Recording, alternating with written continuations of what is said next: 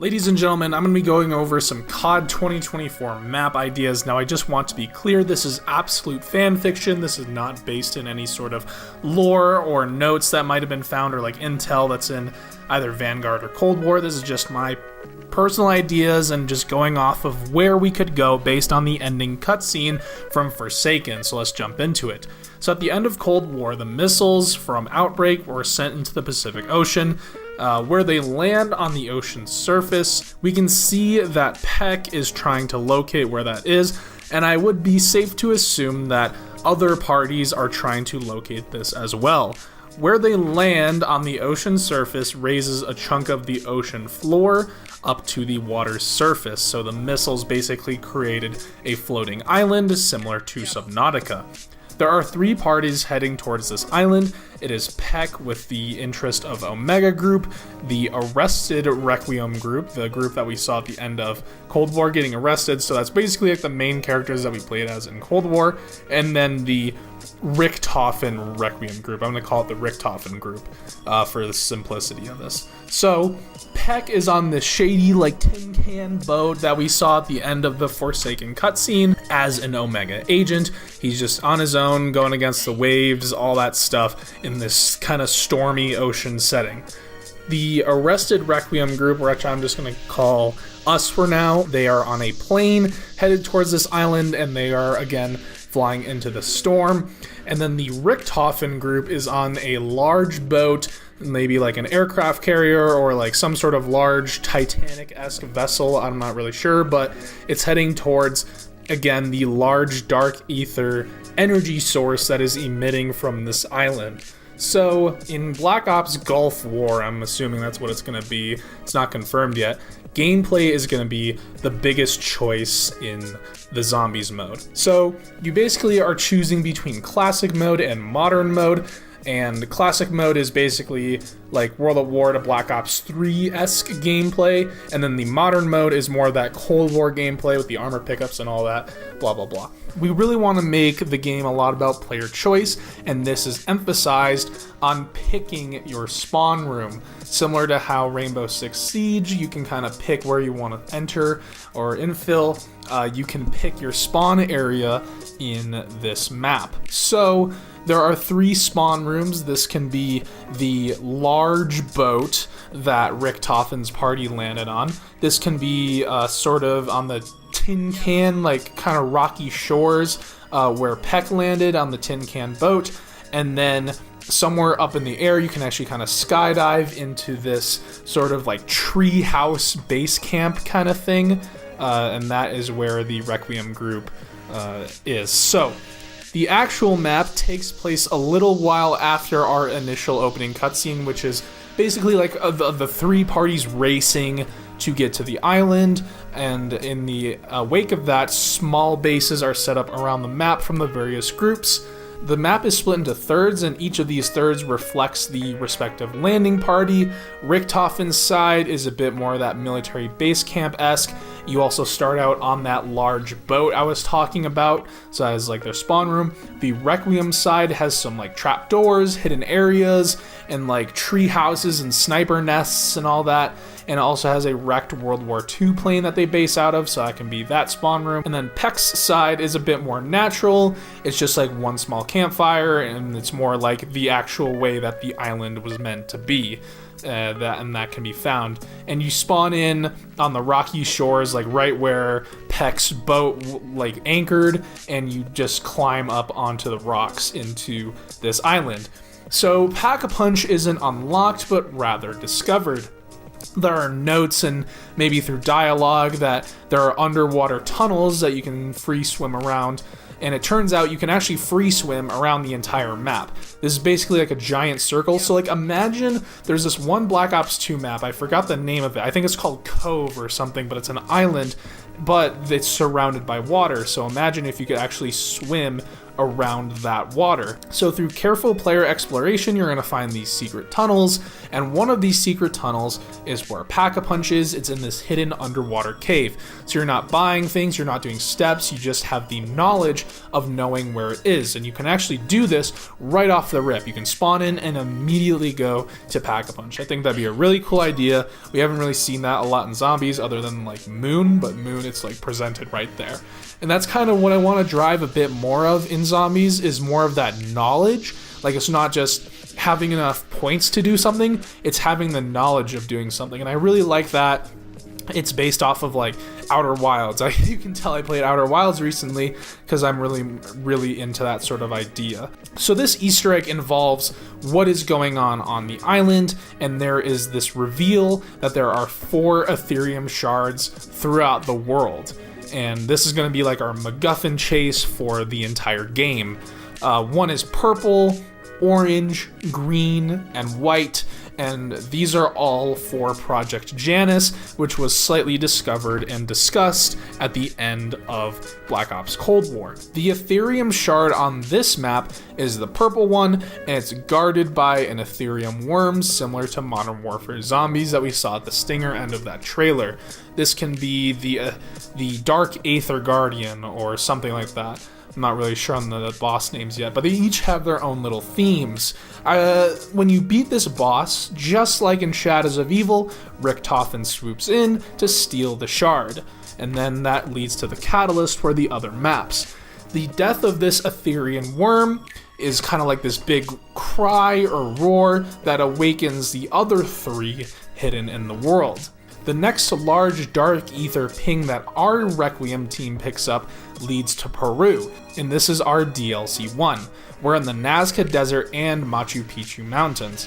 Player choice is expanded upon by which region you want to start in. Think of this like a slightly larger, more expanded upon version of Ancient Evil. Like, imagine you could either spawn in the normal Ancient Evil area, or you could spawn in that underworld area of Ancient Evil. You teleport between the 2 areas, doing various gameplay things, and Pack-a-Punch is at the top of that iconic top of Machu Picchu Mountain. The Nazca starters will have a teleporter that leads right to that Pack-a-Punch, so there's no disadvantage of starting here. There's actually, we don't want to make player choice be like, oh, well, obviously I'm going to start in Machu Picchu because of this. Like, what's the point of starting in the Nazca area? That sort of thing. We want to avoid that. The Machu Picchu ruins will be that map, similar to how Ancient Evil were around the Delphi ruins, and the Nazca area will be a bit more whimsical, consisting of smaller areas linked together by Wonder Spheres. Each of the smaller areas will feature a Nazca line formation, or maybe the Wonder Sphere connection areas. You will fly over a certain Nazca line, and that gives you a better idea of what they look like, similar to how you can be touring around them, flying around the air. Like, if you're going there in real life, you fly in this plane that flies over all of the lines.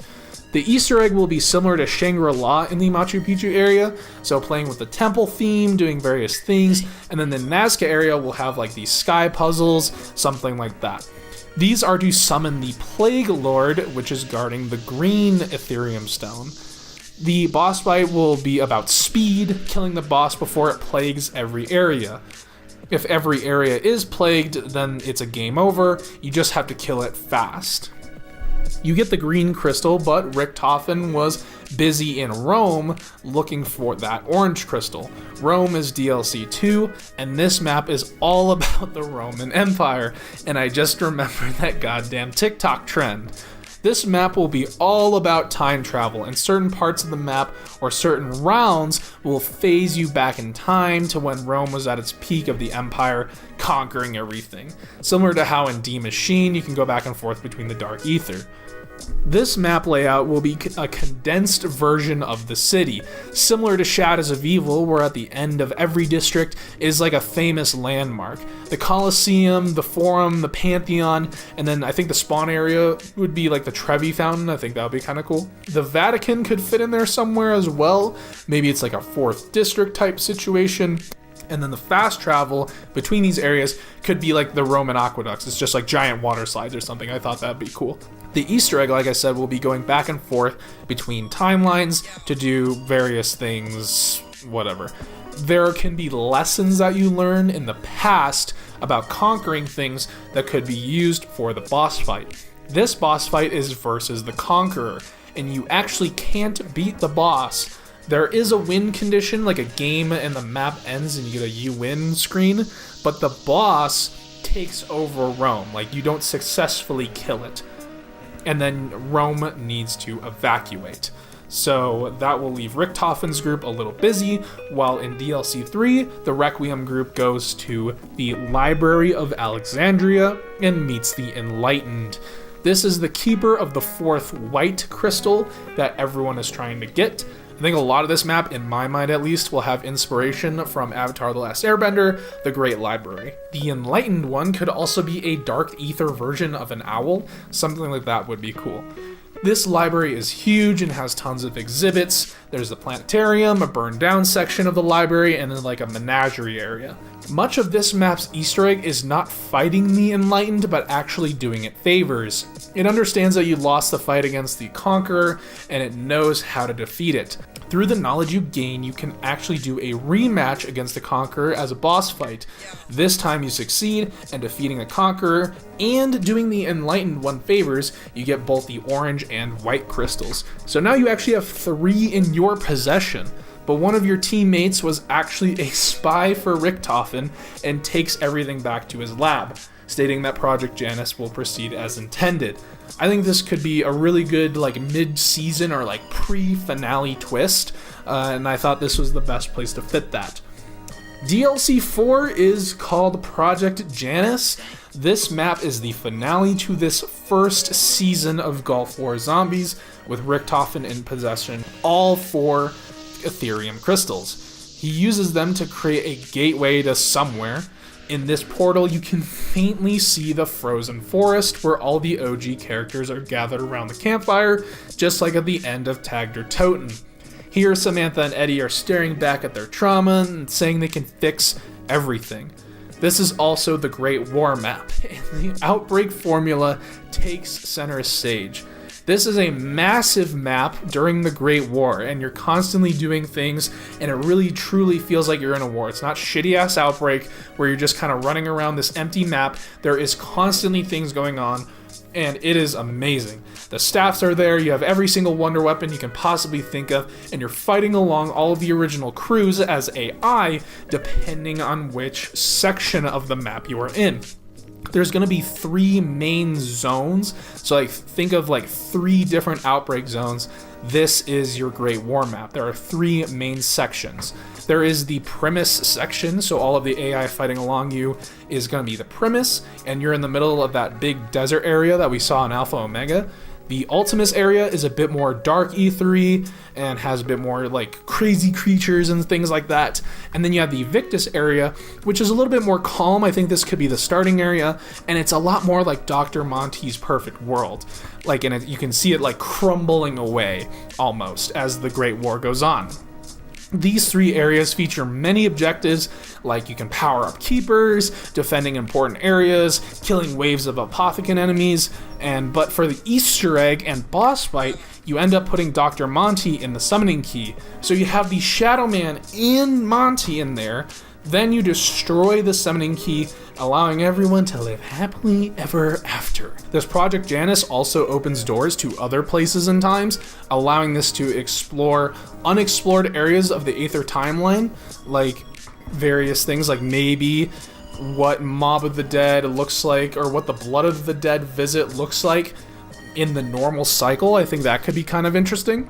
And it's also an excuse to relive old maps, and this could be the canonization of Zombies Chronicles 2. So I hope you guys enjoyed that really quick video. I just wanted to put my thoughts down on paper and just kind of think them out. I hope you guys like this, and it's just like a little interesting look. I don't expect any of this to become real. I just thought it'd be some cool little fan fiction, and again, this is not based on any sort of lore or intel or anything. This is just kind of like how I would imagine, or how in my imagination, the Cold War, or like I guess Gulf War Dark Ether storyline would continue. Hopefully you guys enjoy it, and I will see you guys next time.